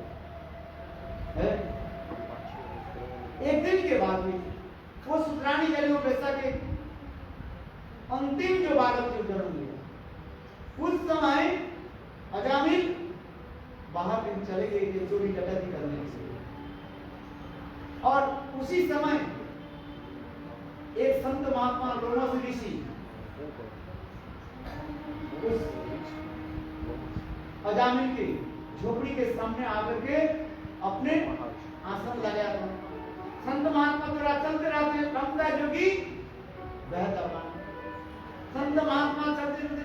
नाम हो गए और वहीं पर वो अपने आसन लगा दिया। कौन? लोमस ऋषि, तो पुराण की कथा है। और ठीक उसी दिन उसी रात अजामिल के बेस्ता पत्नी जो है छोटा बालक के जन्म दिया और लोमस ऋषि प्रातः काल में उठे, देखा करें यहाँ पर एक तो झोपड़ी और ठीक उसी समय अजामिल के बेस्ता पत्नी नवजात शिशु को लेकर के संत महात्मा के पास आ गई। कहने लगे महाराज मेरे बेटा के आप कुछ संस्कार करा दीजिए, उसकी वाचन करा दीजिए। देखो वो लोमस ऋषि ने क्या की अजामिल के अंतिम के बालक नाम रख दिया, वाचन के नाम रख दिया। क्या नाम रखा? नारायण। जाओ तुम्हारे बालक के नाम रख दिया मैं नारायण। और ठीक उसी समय अजामिल प्रातः काल में चोरी डकैती बदमाशी करके आगे शराब पिए हुए थे, आंख बिल्कुल लाल लाल था, हाथ में जो है कृपण जानी तलवार था और देखा क्या उनकी घर में माने झोपड़ी में संत महात्मा खड़े हुए। देखते ही अजामिल की आंख बबूला हो गई, अरे मेरे घर में संत महात्मा है। तलवार उठाया ऋषि को मारने के लिए, किंतु लोमस ऋषि उच्च वर्ग के संत महात्मा वह हाथ ऐसे अजामिल अपने तलवार को नीचे रखा और ठीक उसी हमारे पत्नी कहने लगे सुनो देखो मेरे नवजात शिशु को देखो, आज जन्म दिया। अजामिल देखा और उस समय उसने पत्नी कहने लगे ये संत महात्मा मेरे बेटा को नामकरण कर दिया, नामकरण संस्कार कर दिया। क्या कर दिया? नामकरण संस्कार। भाई देखो जीवन में नामकरण संस्कार 10 प्रकार के संस्कार शास्त्र में बताया गया है। जिन लोगों के संस्कार नहीं होते हैं मृत्यु के पश्चात देवी दुर्गा है अष्टवाणी अष्टभुजा है दुर्गा, उसके अस्त्र 8 प्रकार अस्त्र के द्वारा उसको मारते, ऐसे शास्त्र में लिखा है।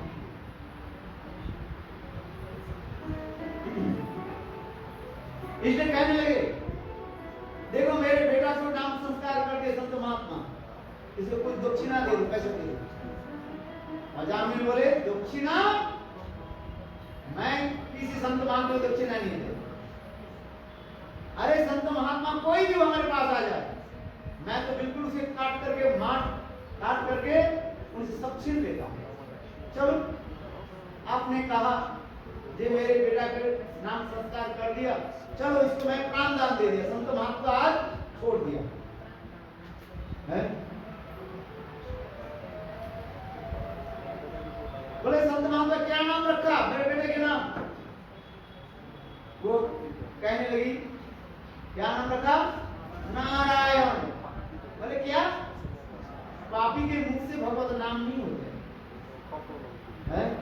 आप लोगों ने वाल्मीकि नाम सुना? उल्टा नाम जगत जाना वाल्मीकि भय ब्रह्म समान।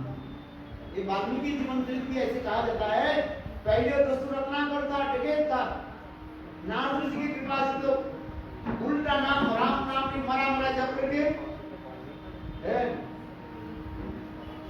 ऐसे संत महात्मा होंगे। इसलिए कहते हैं उल्टा नाम जगत जाना वाल्मीकि भय ब्रह्म समान। पापी के मुख से राम नाम नहीं होगा है, ये बात सत्य है। बोलो श्यामा रामचंद्र की राम किया कि नहीं? जो लोग राम नहीं कर सकते उसके नाम कहां से आएगा? पापी के मुख से राम नाम नहीं आएगा। आपकी बात क्या कर रही है? रत्नाकर दोस्तु रत्नाकर डकैत वो भी राम नाम नहीं कर पा रहे।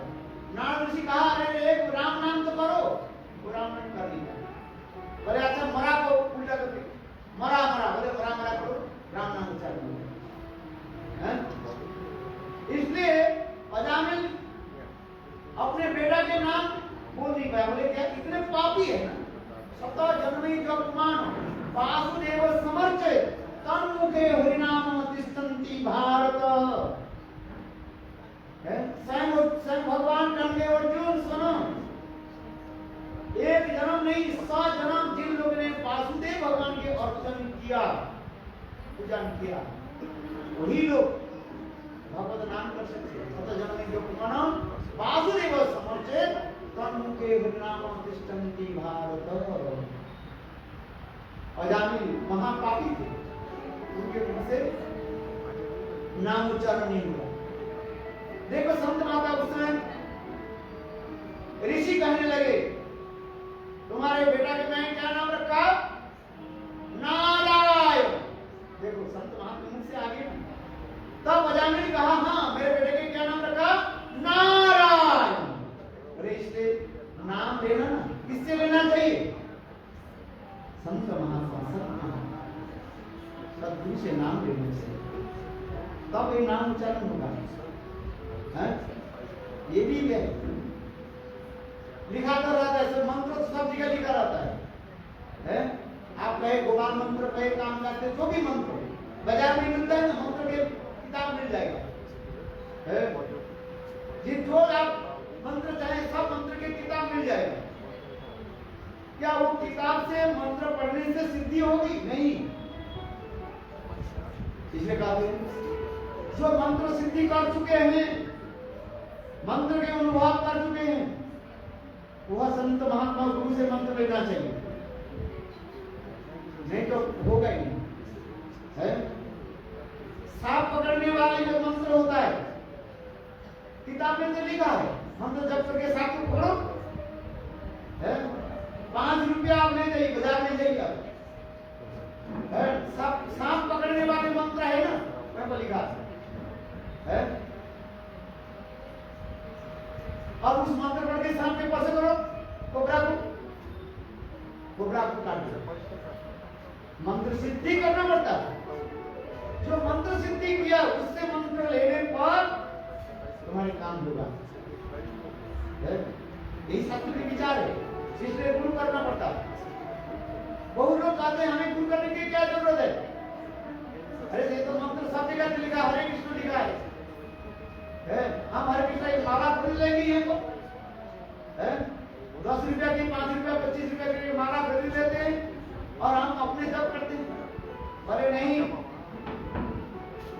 जो संत महात्मा, जो गुरु सिद्धि कर चुके हैं, उनसे ही मंत्र लेना पड़ेगा। तो अब उससे मंत्र लेकर के जप करते करते तब तुम्हारी सिद्धि होगी। ये विधान है, इसका अच्छी तरह से समझिए। इसलिए देखो नमस ऋषि जब कहा, तुम्हारे अजामिल, तुम्हारे बेटा की क्या नाम रखा? नारायण। तब अजामिल कहने लगे नारायण।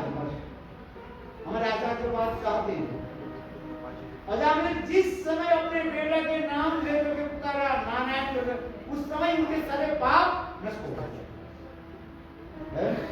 क्योंकि संत महात्मा के दिए हुए जो नाम जो है, वो इतने शक्ति कहा जाए, वो वृक्षवती कहा जा शक्ति उसमें। अपने पत्नी बोली, मेरे बेटा के नाम रखा नारायण, इसे समझ में नहीं आया, मेरे महाकवि के कान में नहीं घुसा। किंतु देखो नमस ऋषि जब ने कहा तुम्हारे बेटा के मैं नाम रख दे दिया नारायण, तो वो करे नारायण उच्चारण है। तो आइए कथा में इसी प्रकार देखते देखते अजामिल 84 साल हो गए, मृत्यु के मरने के समय आ है। सारा जीवन तो पाप ही तो किया। उनके नाक से, मुख से है सब गंदर निकालने लगे, टट्टी पिशाब आदि करने लगे मरने के समय। उनके पास में कोई नहीं है, अकेला पड़े हुए थे, अंतिम सांस के लिए बस अपेक्षा मत करता है। अजामिल ऐसे पड़े हुए थे बस है। इतने समय देखा क्या 3 जमदूत हई हई हई हई हई हई हई हई हई हई करते हुए आगे अजामिल के आत्मा को लेने के लिए है। रस्सी फंदा लगा दी गले में बांधने के लिए आगे, और अजामिल डर गए। कौन मुझे रक्षा करेंगे? इतने समय में अजामिल ने आंख खोला, देखा थोड़ी दूर उनकी छोटा बेटा वही नारायण खेल रहा था। विचार करके नारायण मुझे रक्षा करेंगे, इसलिए अजामिल जोर से चिल्लाया, नारायण नारायण नारायण। बेटा के नाम लेकर पुकारना। देखो एक धनी कहां चला गया है? वैकुंठ में चले गए। स्वयं भगवान वैकुंठ के आसन हिल गए। नाम की शक्ति देखिए। और साथ ही साथ भगवान विष्णु नारायण 4 दूतों के भेज दिया। विष्णु दूत आ गए, शंख चक्र गदा पद्मधारी 4 विष्णु दूत आ गए और आकर के वो जमदूतों के रास्ता में घेर चक्र लेकर दिखाई नहीं पड़ रहे, कहां जा रहे हो? अरे तुम लोग कौन है? हम कौन है ये परिचय बाद में देंगे। तुम कहां जा रहे हो बताओ। जमदूत ने कहा, महापापी अजामिल की आत्मा को लेने के लिए हम आए हैं, जमलोक में ले जाएंगे। ये महापापी है, उसको दंड देंगे। विष्णु दूत ने कहा, पीछे हट हट हट पीछे हट। बात करना जानते नहीं, आमने सामने बात कर रहे। हट पीछे हट। देख रही मार चक्र, पीछे हट। जमदूतों विचार करे, जीवन में किसी को भी सुनाई ना देखा है। बहुत तेजस्वी महातेजी है। 4 विष्णुदूत शंख चक्र गदा पद्मधारी है। और जब ऐसे बोलने लगे, पीछे हट, बात करना था 10 कदम पीछे हट, ये बात करेंगे है कि नहीं है? जैसे आप तेज से गाड़ी चला रहे हैं, पुलिस क्या करते हैं? लाठी ले खड़े कहते नहीं चलते हैं। क्या करो, खड़े हो जाइए, दिखाओ लाइसेंस, दिखाओ ड्राइविंग लाइसेंस। ठीक उसी प्रकार विष्णु ने कहा, 5 कदम 10 कदम पीछे हट, तेरे से बात करूं। बोले क्यों? अजामिल महापापी है, उनको लेने के लिए हम लोग आए। अरे पापी है कि नहीं पापी है बाद में बताए, छोड़। कोई एक बार अजामिल के सारे पाप नष्ट हो गया। अजामिल के पाप कैसे नष्ट हो गए? ये तो सारा जीवन पाप किया, चोरी किया, डकैती किया, सुपी नॉनसेंस जो कुछ भी किया, इसलिए महापापी है। हम लोग आएंगे। अरे नहीं, सुना नहीं। मृत्यु के समय किसके नाम लिया? नारायण नाम लिया कि नहीं लिया? सुना तुम लोग ने? अरे हाँ। बोले तुमने बता, ये तो आपने बेटा के नाम लेकर पुकारा। वो थोड़ी भगवान विष्णु के नाम, नारायण ने नाम लेकर पुकारा। वो तो नाम किसका नाम लिया? अपने बेटा के नाम लेकर पुकारा। विष्णु दूत ने पूछा, तो तू बता ये नाम किसका है? अजामिल के बेटा के नाम है कि भगवान के विष्णु के नाम है? तो बता है? अरे नारायण नाम तो भगवान की है, भले ही कोई संत महात्मा के नाम दे दिया, नारायण दे दिया, नाम तो भगवान का है कि नहीं? किंतु हम लोग दुर्भागा है, हम इस संसार में अपने बेटा के क्या नाम रखते हैं? क्या नाम रखते हैं आप लोग? हाकू, बाकू, डाकू और चक्कू। हाकू, बाकू, डाकू, चक्कू, चक्कू चलेगा। भगवान के नाम नहीं रखते। अरे बेटा के नाम रखो। क्या नाम रखो? गोविंद नाम रखो। संसुंदर राम गोविंद। कम से कम माला में जब भी नहीं करें, कम से कम नाम बार-बार 10 बार पुकारो कि नहीं पुकारो? छोटी सी नाम रख दो, राम। अरे राम इधर आ जाओ। गोपाल नाम रख दो, गोपाल इधर आ जाओ। गोपाल प्रसाद खा लो, गोपाल स्कूल जाओ, गोपाल उड़ जाओ, देखो गोपाल नाम हो जाएगा। कृष्ण नाम रखो, बच्चा का क्या नाम रखा? हाकू बाकू डाकू चक्कू। ये कोई फल होता है कुछ?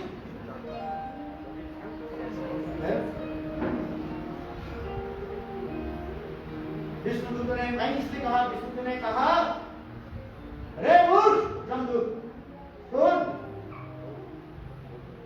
ये भगवान के नाम है, कोई भी एक बार किसी के नाम ले लें, संकेतम पारिहात्म स्तोभम हिरणम एववा वैकुंठ नाम ग्रहणम असिसागरम विदुति।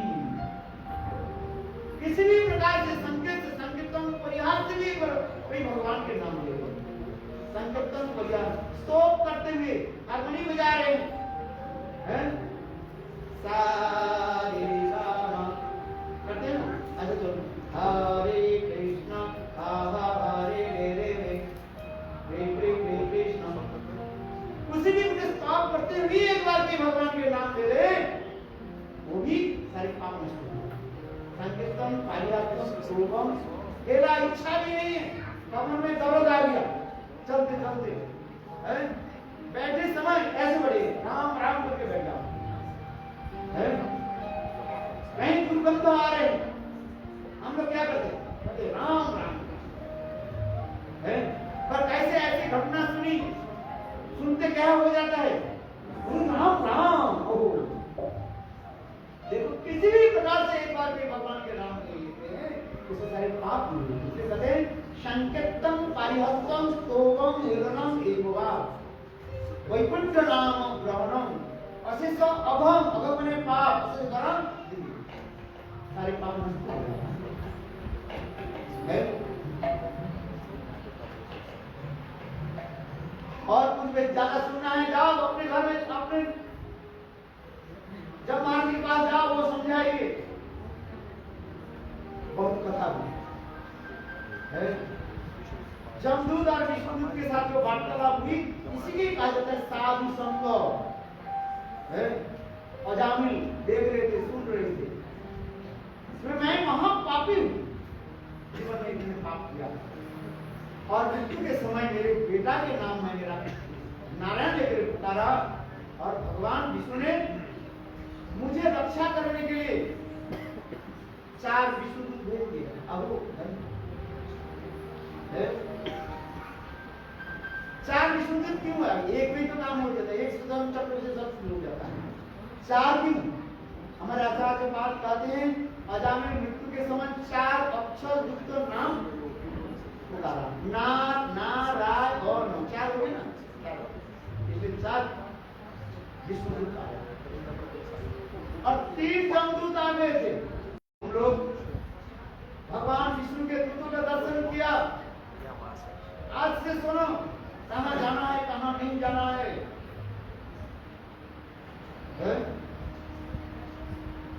जी हाँ, उनके पास मत जाओ, और जो भगवान के नाम नहीं लेते हैं उनके पास जाओ। यदि ध्यान भक्ति भगवत नाम जो भगवान के नाम गुण चिंतन करते हैं उनके पास मत जाओ। जो विष्णु कीर्तन एकादशी पालन करते हैं उनके पास भी मत जाओ। सभी लोग एकादशी पालन करें।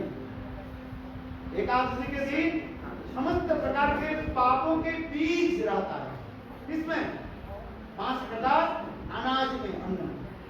इसलिए शास्त्र में कहा गया एकादशी के दिन किसी भी प्रकार से चावल खाना नहीं चाहिए, गेहूं खाना नहीं चाहिए, चना खाना नहीं चाहिए, दाल खाना नहीं चाहिए, बजरा होते हैं, बजरा खाना नहीं चाहिए।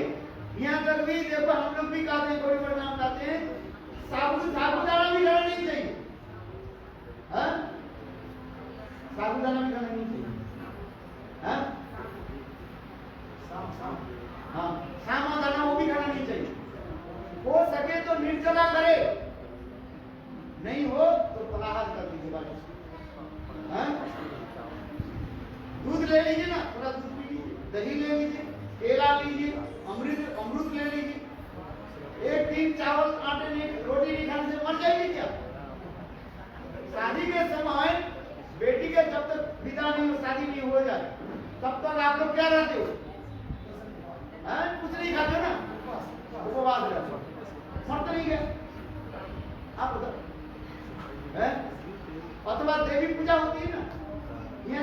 सुना जाता है 7 दिन कोई कोई जो है निर्जला भी रहते हैं, क्या बोले, केवल एक लॉन्ग रात धीरे करके रहते हैं, ऐसे सुना जाता है। नवरात्रि पालन करते हैं, मर जाते हैं और मर भी जाए, बोले एकादशी के दिन जो भी मर जाए उसके वैकुंठ को बोलो वृंदावन ज्ञान, कोई बात नहीं, कलयुग में निर्जला कर नहीं पाएंगे, नहीं कर नहीं सकते, में एग्जाम दे दिया। क्या जी? मेरा लड़का करता है निर्जला एकादशी। हाँ, आपके लड़का तो महान है, अच्छी है। जो निर्जला एकादशी करते हैं वो साधारण नहीं है, अच्छी बात। हाँ, उपवास नहीं चाहिए। इसलिए स्वयं भगवान स्वयं जब महाराज ने कहा, हे दूतों सुनो, जो विष्णु वृत्तान एकादशी रामनवमी भगवान रामकृष्ण की आविर्भाव तिथि पालन करनी चाहिए, चैतन्य महाप्रभु गौर पूर्णिमा जन्माष्टमी ये सब पालन करनी चाहिए। ठाकुर जी ने आधी रात में जन्म लिया और जन्म लेने के बाद खाना शुरू कर दिया, बोले नहीं ये विधान नहीं है, भक्ति सिद्धांत सरस्वती प्रभुपाद माना करते हैं, बोले दूसरे दिन सूर्य उदय के बाद पारण करना है, पारण करके व्रत तोड़ना है। बहुत लोग उल्टे सीधे करते रहते हैं, उसे भी फंस गए। अच्छी तरह से सुनिए, सोच विचार सुनना चाहिए, ये हमारे गौड़ीय सरस्वत भक्ति सिद्धांत सरस्वती प्रभुपाद के विचार है। बहुत लोग क्या करते हैं, बोले ठाकुर जी जन्म ले लिया रात 12 बजे और 1 बजे खाना खा लिया, बोले नहीं, विचार है सूक्ष्म विचार, भक्ति ऐसे साधन में भक्ति पालन करना पड़ता है। देखो अभी कथा में हम आ जाए, अभी हम दूसरी कथा में चलते हैं। अजामिल विचार करने लगे, अहो मैं जैसे महापापी केवल अपने बेटा के नाम लेने से ही मेरे सारे पाप नष्ट हो, पुत्र को चाहिए तो नाम कृष्णन सुखदेव गोसाई पाल कदे महाराज परीक्षित, अजामिल केवल अपने बेटा के नाम नारायण नाम रखने से नामभाषण से सारे पाप नष्ट हो नामभाषण। फिर अजामिल ने देखी सब कुछ छोड़ करके हरिद्वार में चले गए। हरिद्वार जानते हैं ना, हरिद्वार का हरिद्वार जाते, क्या बोला हरिद्वार, कौन कौन गए हरिद्वार, हाथ उठाइए, बहुत लोग गए, बहुत अच्छी बात है। वही हरिद्वार में जाकर गंगा के तट पर बैठ करके गंगा के जल पान करने लगे और वही भगवान के नाम जप करने लगे, नारायण नारायण नारायण नारायण नारायण नारायण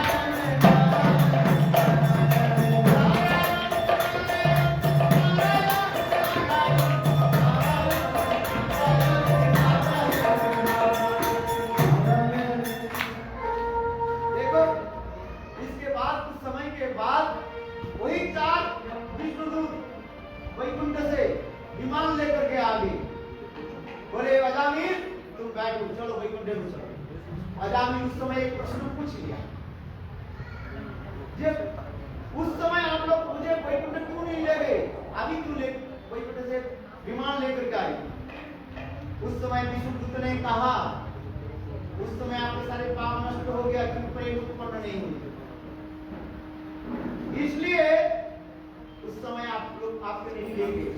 अभी यहाँ पर गंगा जल पान किया और भगवान के नाम जप किया, इसलिए आपके हृदय में प्रेम उत्पन्न हो गया, इसलिए आप चलिए।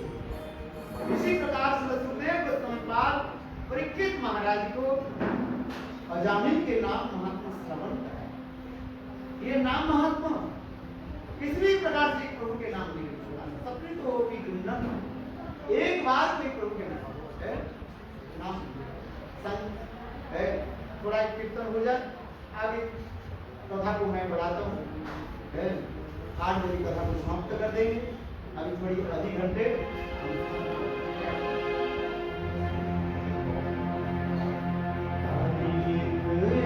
पड़ जाएगा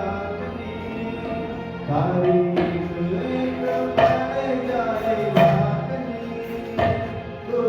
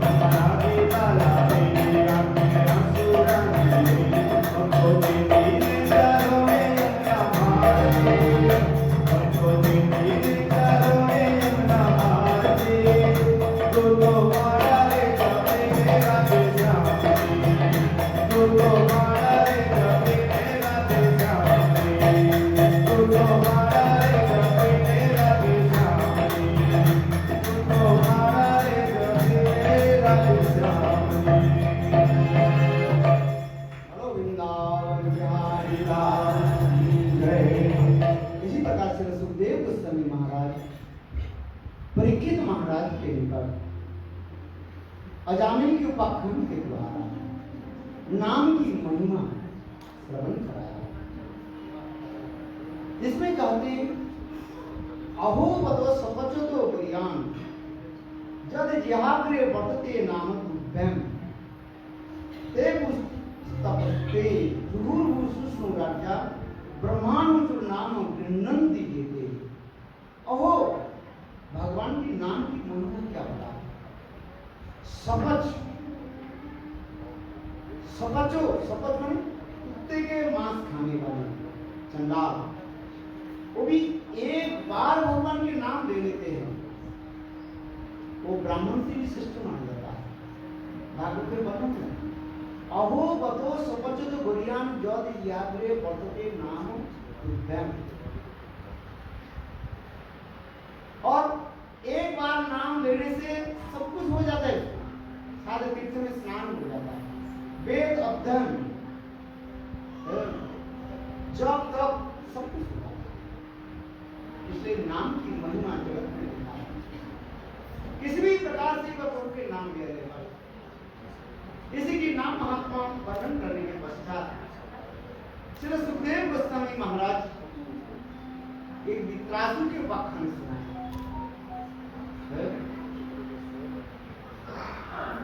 इंद्र वित्रासु के बात करने के लिए दधीची ऋषि हस्ती के द्वारा एक वज्र बनाया।